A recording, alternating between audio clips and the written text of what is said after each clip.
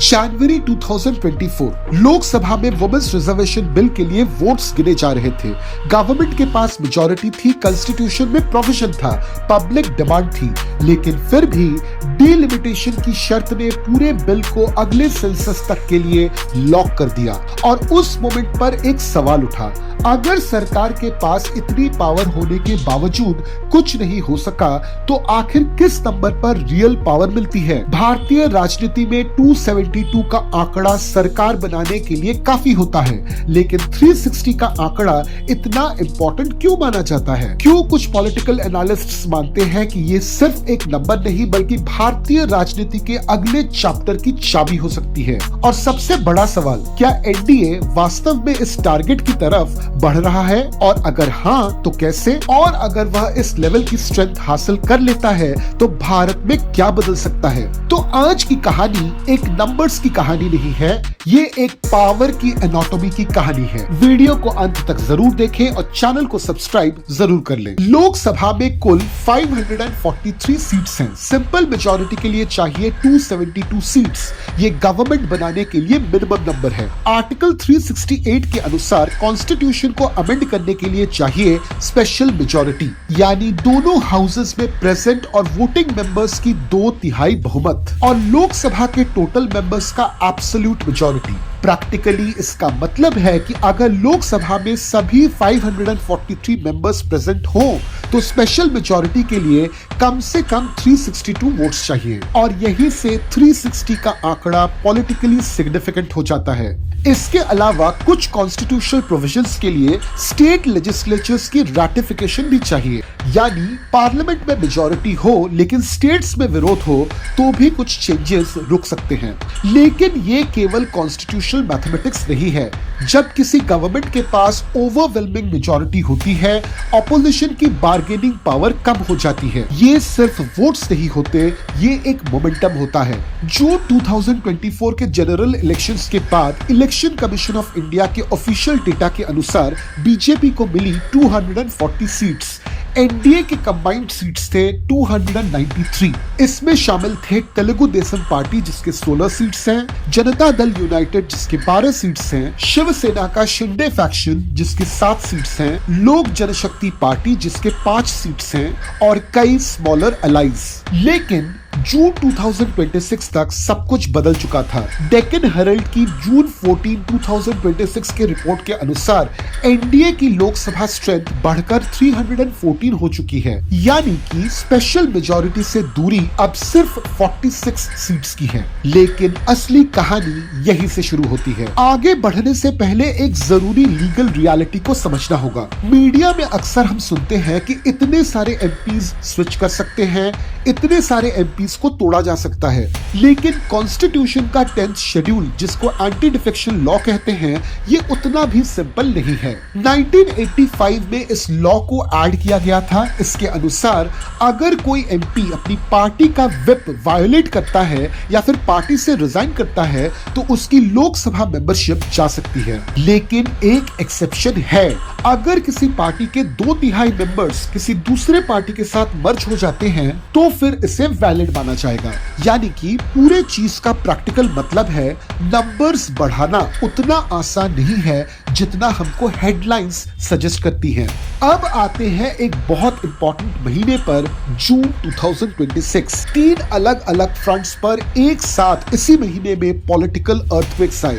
Earthquake number 1, Paschim Bangal. TMC के 20 MPs ने Lok Sabha speaker को लेटर लिखा, एनडीए को सपोर्ट देने की इच्छा जाहिर की। Earthquake number 2, Maharashtra. Shiv Sena UBT के 6 लोकसभा एमपीज ने रेबल होकर एक अलग ग्रुप बनाया और एकनाथ शिंदे के शिवसेना में मर्ज होने की तैयारी की। Earthquake number 3, Uttar Pradesh. BJP के केशव प्रसाद मौर्य ने पब्लिकली क्लेम किया, समाजवादी पार्टी के 25 से लेकर 26 एमपीज स्विच करने को तैयार हैं। ये पैटर्न पहले भी देखा गया है।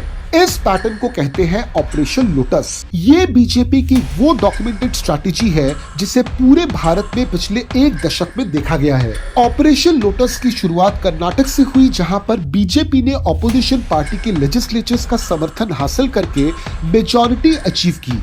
एंटी डिफेक्शन लॉ को टेक्निकली नेविगेट करते हुए। 2019 में 16 कांग्रेस और 1 जेडीएस एमएलए ने रिजाइन किया। मध्य प्रदेश मार्च 2020 ज्योतिरादित्य सिंधिया के बीजेपी ज्वाइन करने के बाद 22 कांग्रेस एमएलए ने रिजाइन किया। गोवा 2019 और 2022। 2019 में बीजेपी ने 10 कांग्रेस एमएलए को अपने साथ जोड़ा। 2022 में फिर से गोवा की कांग्रेस 17 सीटों से घटकर 3 पर आ गई। अरुणाचल प्रदेश 2016 कांग्रेस चीफ मिनिस्टर पेमा खांडू के 43 एमएलए बीजेपी के साथ चले गए। कांग्रेस 47 सीट से घटकर 1 पर आ गई। महाराष्ट्र 2022 और 2023 एकनाथ शिंदे ने शिवसेना स्प्लिट किया। अजीत पवार ने एनसीपी स्प्लिट किया। ये सब के सब कोई आइसोलेटेड क्रॉसओवर्स नहीं थे, ये बल्क माइग्रेशंस थे। मगर सब कुछ कॉन्स्टिट्यूशनली सही था क्योंकि एंटी डिफेक्शन लॉ किसी भी केस को रोक नहीं पाई।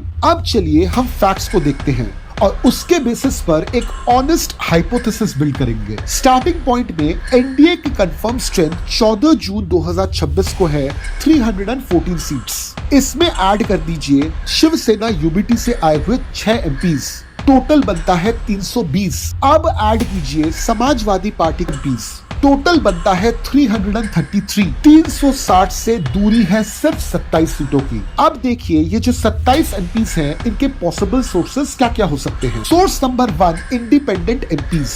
2024 में 7 इंडिपेंडेंट एमपीज जीते थे। इनमें से कुछ ने एनडीए को सपोर्ट किया। यहाँ से अब भी 3 से लेकर 4 एमपीज आ सकते हैं। Source number 2 by elections. 2024 से 2029 के बीच वेकेंट सीट्स पर बाई इलेक्शंस होंगे। बीजेपी का by election track record historically काफी ज्यादा स्ट्रॉन्ग है, यानी कि यहाँ से भी 5 से लेकर 7 सीट्स आ सकती हैं। Source number 3 वाईआरसीपी। आंध्र प्रदेश में 2024 के मैसिव डिफीट के बाद वाईआरसीपी के पास बचे हैं सिर्फ 4 MPs. Source number 4 smaller regional parties और रिमेनिंग इंडिपेंडेंट्स। भारत का इतिहास हमें बताता है कि हमेशा से ही हमारे यहाँ पर 10 से 15 ऐसी सीट्स होती हैं जिसे किसी भी डायरेक्शन में ले जाया जा सकता है। ये पर्टिकुलर सोर्स आराम से 8 से लेकर 10 एमपीज प्रोवाइड कर सकता है। अब फाइनल हाइपोथेसिस का अरिथमेटिक देखिए, यानी कि 360 से 11 सीट्स दूर। क्या बीजेपी, जिसका डॉक्यूमेंटेड ट्रैक रिकॉर्ड कहता है कि वो 40 एमपीज एक साथ तोड़ सकती है, सिर्फ 11 एमपीज अरेंज नहीं कर पाएगी? अब देखिए, क्या ये सर्टेन है? नहीं। बट क्या ये इम्पॉसिबल है? हिस्ट्री तो कहती है बिल्कुल नहीं। एक बार एनडीए अगर 360 का आंकड़ा छू ले तो समझिए कि भारत में क्या क्या बदल सकता है। पहला, यूसीसी। बीजेपी के 2024 इलेक्शन मैनिफेस्टो में इसका एक्सप्लिसिटली मेंशन है। दूसरा, one nation one election. BJP का कहना है कि अगर वन नेशन वन इलेक्शन हुए तो इससे इलेक्शन का खर्चा बहुत कम हो जाएगा। और तीसरा है डीलिमिटेशन। ये सबसे ज्यादा कॉम्प्लेक्स और पॉलिटिकली चार्ज्ड इशू है। पॉलिटिक्स एक ऐसा मैदान है जहां पर हर मोमेंट, हर इक्वेशन बदल सकता है।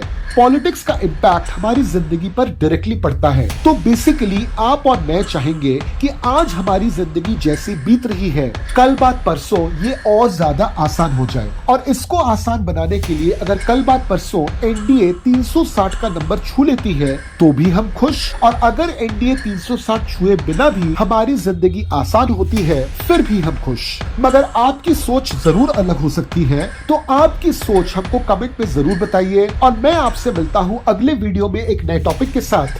जय हिंद।